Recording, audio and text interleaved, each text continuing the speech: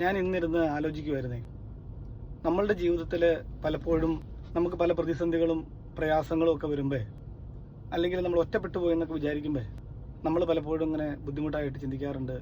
എൻ്റെ കൂടെ ആരുമില്ലല്ലോ, ദൈവം പോലും എന്നെ കൈവിട്ടല്ലോ എന്നൊക്കെ നമ്മൾ പലപ്പോഴും ചിന്തിക്കാറുണ്ട്. ഈ ഒരു സന്ദർഭത്തിൽ ഞാൻ വിശുദ്ധ വേദപുസ്തകത്തിൽ വായിച്ച ഒരു ചെറിയ സന്ദർഭം ഓർത്തെടുക്കുകയാണ്. നിങ്ങൾക്ക് എല്ലാവർക്കും അറിയാവുന്ന ഒരു കഥയാണ്. ആദിമ മനുഷ്യൻ ആദാമിൻ്റെ മക്കൾ കായിൻ, ഹാബേൽ, അതിനുശേഷം ശേത്തും, അതിനുശേഷം നോഹയും, നോഹയുടെ പിൻഗാമികളായിട്ട് അബ്രഹാമും ഇസഹാക്കും യാക്കോബും പിന്തുടർച്ചയായിട്ട് വരികയാണ്. ഈ കഥ വരുന്നത് യാക്കോബിൻ്റെ മകനിൽ നിന്നാണ്. യാക്കോബിന് 2 ഭാര്യമാരിലായിട്ട് 12 മക്കളുണ്ടായിരുന്നു. ഈ 12 മക്കളിൽ ഒരു ഭാര്യയിൽ 10 മക്കളും വേറൊരു ഭാര്യയിൽ 2 മക്കളും ഉണ്ടായിരുന്നു. അതിൽ ഈ 2 മക്കളുള്ള ഭാര്യയിൽ ഉണ്ടായിരുന്ന ഒരു മകൻ്റെ പേരായിരുന്നു യൗസേഫ്. യൗസേഫ് യാക്കോബിന് വളരെ പ്രിയപ്പെട്ടവനായിരുന്നു. പക്ഷേ മറ്റ് 10 മക്കൾക്കും ഇവനോടുള്ള ഈ പ്രിയം കാരണം ഒരു അസൂയ തോന്നുകയാണ്. അസൂയ തോന്നിയിട്ട് ഒരു ദിവസം ഇവർ ആട് മേയ്ക്കാനായിട്ട് പോകുമ്പോൾ ഇവനെയും കൂട്ടി പോവുകയും ഇവനെ അതുവഴി വന്ന ഇസ്മയേൽ ആയുള്ള ആളുകൾക്ക് വിറ്റ് കളയുകയാണ്. എന്നിട്ട് വീട്ടിൽ പോയിട്ട് അപ്പനോട് പറയുകയാണ്, അപ്പ ഇങ്ങനെ ഒരു അപകടത്തിൽ യൗസേഫ് മരിച്ചുപോയി എന്ന് പറയുകയാണ്. പിന്നീട് നമ്മൾ കാണുന്നത് ഈ യൗസേഫിനെ ഇസ്മയേലിൽ കൊണ്ടുപോയിട്ട് മിസ്രൈമിലുള്ള ഫറവോന്റെ ഉദ്യോഗസ്ഥനായ പോത്തിഫറിന് വിൽക്കുകയാണ്. പോത്തിഫർ അവനെ അടിമയാക്കി വെച്ചുകൊണ്ട് കാലങ്ങൾ മുന്നോട്ട് പോയി. അങ്ങനെ ഇരിക്കെ ദൈവാനുഗ്രഹം കൊണ്ടും അവൻ്റെ ജ്ഞാനം മിസ്രൈമ്യരുടെ രാജാവിന് മനസ്സിലാവുകയും അവനെ മിസ്രൈമിൻ്റെ ഗ്രഹവിചാരകനായിട്ട് നിയമിക്കുകയാണ് ചെയ്യുന്നത് കാലക്രമേണ. അങ്ങനെ അവൻ മിസ്രൈം അടക്കി വാഴുകയാണ്. എല്ലാ കാര്യങ്ങളും നോക്കി അടക്കി വാഴുന്ന സമയത്ത് അവിടെ വലിയൊരു ക്ഷാമം വരികയാണ്. അവന് മുന്നേ ദൈവത്തിൻ്റെ ഒരു അറിവ് കിട്ടുന്നുണ്ട്, ഇങ്ങനെ ഒരു ക്ഷാമം വരും എന്നുള്ളത്.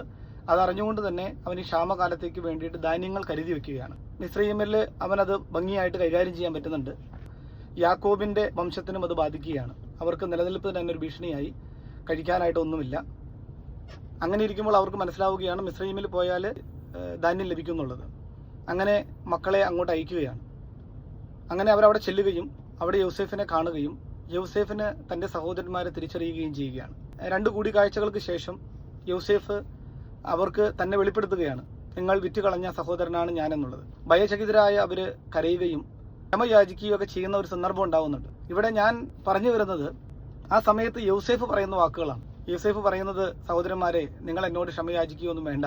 കാരണം എന്നെ നിങ്ങൾ വിറ്റുകളയാനും ഞാനിവിടെ വരാനും ഇവിടെ മിസ്രൈമ്യരുടെ അധിപനാകാനും ഇവിടെ ക്ഷാമം വരാനും ഇതിനെല്ലാം കാരണം ദൈവമാണ്. ദൈവം അറിയാതെ ഒന്നും നടക്കുന്നില്ല. ദൈവം നിങ്ങളിൽ കൂടി അത് പ്രവർത്തിച്ചതുകൊണ്ടാണ് ഞാനിവിടെ വന്നതും. എന്തിനാണെന്ന് വെച്ചാൽ നമ്മുടെ ജാതി നിലനിന്ന് പോകുവാനും അവർക്ക് രക്ഷകനാകുവാനുമായിട്ടാണ് ദൈവം എന്നെ ഇവിടെ പ്രവർത്തിച്ചത്. അതുകൊണ്ട് നിങ്ങൾക്ക് ഇവിടെ വരാനും ആവശ്യത്തിനുള്ള ധാന്യങ്ങൾ നിങ്ങൾക്ക് നൽകാനും നിങ്ങളെ സംരക്ഷിക്കാനും എനിക്കിന്ന് സാധിക്കുന്നുണ്ട്. ഇവിടെ ഞാൻ നിങ്ങളോട് ചോദിക്കുന്നത് എന്താണെന്ന് വെച്ചാൽ, ഒരു 5 വർഷം മുന്നേ നമ്മൾ വളരെ ബുദ്ധിമുട്ടോടു കൂടി ചിന്തിച്ച, അല്ലെങ്കിൽ വളരെ വിഷമത്തോടു കൂടി ചിന്തിച്ച പല കാര്യങ്ങളും ഇന്ന് നമുക്ക് അതൊരു വലിയ കാര്യമായിട്ടില്ല. ഇന്ന് നമുക്ക് അതിനുള്ള സൊല്യൂഷനൊക്കെ ഉണ്ട്. പല ബുദ്ധിമുട്ടുകളും നമ്മൾക്ക് ഒരു 5 വർഷം മുന്നേ അല്ലെങ്കിൽ 2 വർഷം മുന്നേ ഉണ്ടായിട്ടുണ്ടെങ്കിൽ ഇന്ന് തിരിഞ്ഞു നോക്കുമ്പോൾ അതെല്ലാം നമ്മൾ സോൾവ് ചെയ്തിട്ടുണ്ട്. അപ്പം ഇന്ന് ഈ നിമിഷത്തിലുള്ള പ്രശ്നങ്ങൾ എന്താണെന്ന് വെച്ചാൽ, അത് ഒരു പെട്ടെന്നൊരു തീരുമാനം എടുക്കാതെ എല്ലാത്തിനും സമയം കൊടുക്കുക, ആലോചിച്ച് തീരുമാനങ്ങൾ എടുക്കുക. കാലങ്ങൾ എല്ലാത്തിനും നമ്മൾക്ക് മറുപടികൾ തരും. നമ്മൾ ക്ഷമയോടുകൂടി കാത്തിരുന്നാൽ നമ്മൾക്ക് കിട്ടാത്ത ഒരു മറുപടിയും ഇല്ല എന്നുള്ളത് ഞാൻ നിങ്ങളൊന്ന് ഓർമ്മപ്പെടുത്താൻ വേണ്ടിയിട്ടാണ് ഈ ഒരു സംഭവം ഇവിടെ പറഞ്ഞത്.